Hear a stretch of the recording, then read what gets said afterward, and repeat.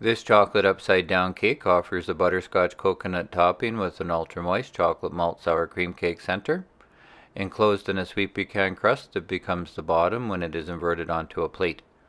The butterscotch topping, chocolate sour cream cake, and pecan crust are assembled separately and scaled to fit a 4-inch cast iron skillet. To make the butterscotch topping, melt 15 grams butter and mix with 5 grams rum and 15 grams brown sugar.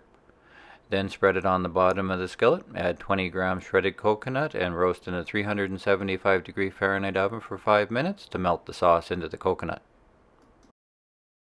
To make the chocolate malt cake batter, cream 25 grams sugar with 15 grams room temperature butter, 15 grams sour cream, and an egg yolk. Sift and fold in 15 grams flour, 10 grams barley malt, 5 grams cocoa, an eighth of a teaspoon baking powder, and a pinch of salt until evenly distributed, being careful not to overmix. Spread the batter on top of the coconut, then mix the crust.